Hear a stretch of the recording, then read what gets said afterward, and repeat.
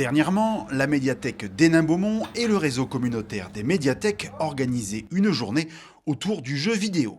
L'invité d'honneur de cet événement n'était autre que Kayane, joueuse professionnelle et figure médiatique.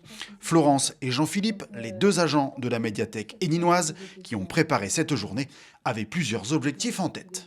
Tout d'abord, on voulait mettre en valeur le service jeux vidéo, le fonds jeux vidéo de la médiathèque, et on voulait créer un événement qui marque les esprits. Florence, ma collègue, a eu l'idée d'inviter Kayane, la championne d'e-sport, la streameuse, pour faire un focus sur la place du jeu vidéo en médiathèque, mais aussi le support culturel qu'il représente actuellement en France. Parce qu'il faut savoir que c'est le support culturel le plus acheté en France tous les ans.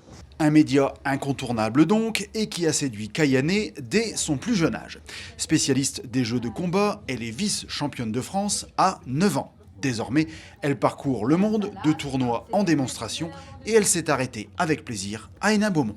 C'est vraiment ce que je préfère parce que je suis à la rencontre du public dans un lieu ouvert à tous, gratuitement. Ça permet de faire une activité vraiment intergénérationnelle. J'ai de tous les âges, des familles qui viennent, j'ai des parents gamers qui viennent avec leurs enfants, qui ont baigné dans l'univers gaming et du coup moi je suis trop contente de voir ça, quoi. Donc je joue avec tout le monde et on parle aussi de mon parcours dans le jeu vidéo et être une femme dans ce milieu-là aussi. Et ils étaient nombreux à écouter la bonne parole, mais surtout à s'essayer manette en main pour faire tomber la favorite sur le jeu Tekken 8.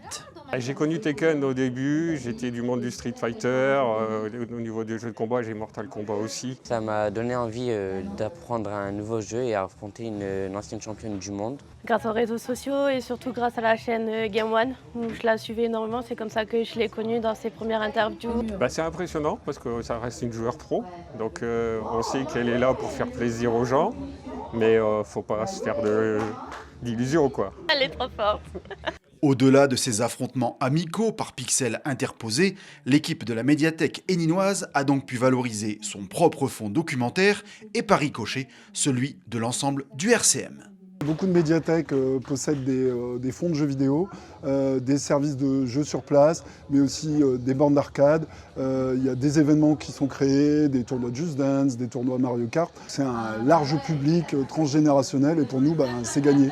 Une victoire que vous pouvez partager gratuitement dans votre médiathèque préférée.